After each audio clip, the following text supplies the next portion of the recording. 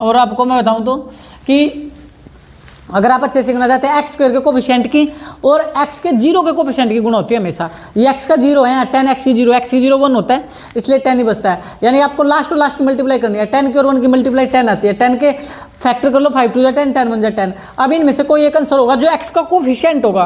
X का coefficient है -3, x का कोफिशिएंट है -3। तो अब देखो माइनस तो मैं लिख ही चुका हूँ, इसलिए माइनस पर बात मत करो, 3 पर बात करो। इनमें से कौन सा रिजल्ट 3 दे देगा? ये 3 जिंदगी भर नहीं दे पाएगा। 5 में 2 गया 3, 5 में से 2 गया 3, तो ये आ गया। तो आपके जो आंसर जो आपके यहाँ पर फैक्टर आए, एक आ गया 5x और एक फैक्टर आ गया 2x। अब बच्चे हैं ना गलती क्या करते हैं, अपनी मर्जी से यहाँ प्लस लगा देंगे माइनस लगा देंगे, अपनी मर्जी ना चलाए। आप एक चीज़ को सीखे, बच्चे जानते हैं अगर सेम साइन हो माइनस माइनस प्लस प्लस तो जो आपके नंबर होते हैं वो ऐड होते हैं। इस चीज़ को सीख ले भाई। अगर 1 + 1 -1 -1 प्लस हो तो हमेशा जो आपके नंबर होंगे वो लेस होंगे। क्या होंगे? हमेशा लेस होंगे। यानी अगर सेम साइन हो तो जोड़ देना, अलग अलग साइन हो तो घटा देना। कैसे? पहले इसको सीख लो। जैसे मैंने बोला -2 और -3, मैंने बोला 2 + 3। साइन देखो ये भी प्लस है, रिजल्ट प्लस होगा, जुड़ेगा, ऐड होगा 5। ये भी माइनस है तो रिजल्ट ऐड होगा 3 और 2 5, आंसर 5 आएगा। लेकिन यहाँ पर देखिए ज़्यादा माइनस किया, 3 बड़ा है, ये माइनस का आंसर माइनस। यहाँ 3 बड़ा है, प्लस का तो आंसर प्लस। अगर ये आ जाए -2 + 3, 1 - 1 प्लस, अलग अलग साइन है, अलग अलग साइन में लेस होती है नंबर, रिजल्ट हमेशा माइनस हो, रिजल्ट घटेगा। 3 में से 2 गया 1। अगर ये आ जाए 2 - 3 ये आ जाए तो फिर क्या करोगे? यहाँ भी 1 + 1 माइनस, अलग अलग साइन है, घटेगा। 3 में से 2 गया 1, 3 में से 2 गया 1। लेकिन यहाँ देखें यहाँ 3 बड़ा है जो कि प्लस का आंसर प्लस आएगा। यहाँ 3 बड़ा माइनस का तो आंसर क्या आएगा? माइनस। यानी अगर आपको ये पता लगाना कि किसका साइन आएगा, इसमें तो कोई डाउट ही नहीं है, किसका साइन आएगा जो हमेशा बड़ा होता है। बड़ा कौन है? 3 किसका? माइनस, तो रिजल्ट माइनस आएगा। अच्छा यहाँ 3 बड़ा है, बड़ा किसका? प्लस का, तो साइन प्लस आएगा। साइन में कोई चक्कर नहीं है, साइन में तो आप इन दोनों की लड़ाई करा दो, इन दोनों की लड़ाई करो दो, 2 की भी और 3 की भी। अगर इन दोनों की लड़ाई करा दूं तो कौन जीतेगा? हमेशा बड़ा कौन है? 3 किसका? Minus, result minus. अच्छा यहाँ भी बड़ा कौन है? 3, तो आंसर भी आपका जो साइन है वो भी प्लस आएगा। इन दोनों की लड़ाई कराओ, कौन जीतेगा? 3 किसका? प्लस, तो प्लस आएगा। इन दोनों की लड़ाई कराओ, कौन जीतेगा? यहाँ भी 3 जीतेगा, 3 किसका? माइनस, तो माइनस। इसमें कभी जिंदगी भर कन्फ्यूजिंग मत रहना कि सर किसका साइन आता है।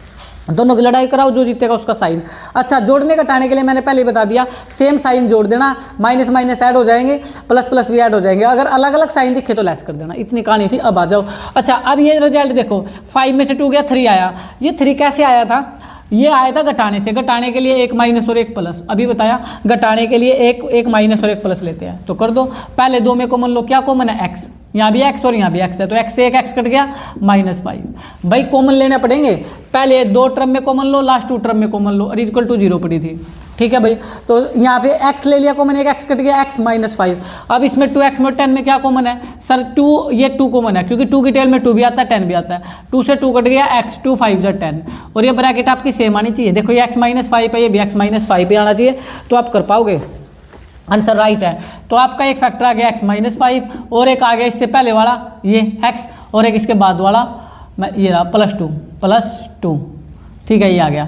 तो आपका एक x + 2 = 0 अक्सर कैसे लिया भाई? देखो जो आपकी ब्रैकेट सेम आई वो एक बार वो उठा के रख दो, एक इससे पहले वाला और एक इसके पहले बाद वाला, आप लोग जो नंबर है वो उठा के रख दो। तो अब रिलेशन हो चुका है मल्टीप्लाई। जब मल्टीप्लाई हो जाता है तो इसको भी 0 के बराबर रख दो और x + 2 को भी 0 के बराबर रख दो। जैसे रिलेशन ब्रैकेट का मल्टीप्लाई होगा तो आप इनको 0 के इक्वल रख सकते हैं। माइनस उधर जाकर प्लस हो जाएगा, प्लस उधर जाकर माइनस हो जाएगा। तो आपके आंसर आ चुके हैं। जो आपसे पूछ रहा था रूट से निकालो, क्वेश्चन के अंदर क्या पूछा था उसने कि आप रूट से निकाल दो क्वाड्रेटिक इक्वेशन के। तो रूट्स का मतलब x के आंसर, x की वैल्यू जो कि आपके सामने आ चुकी है। होपफुली आपको ये समझ आया होगा। अगर फिर भी आपको थोड़ा बहुत समझ आया है तो हम इसको बिल्कुल क्लियर कर लेंगे नेक्स्ट क्वेश्चन में। 2x² + x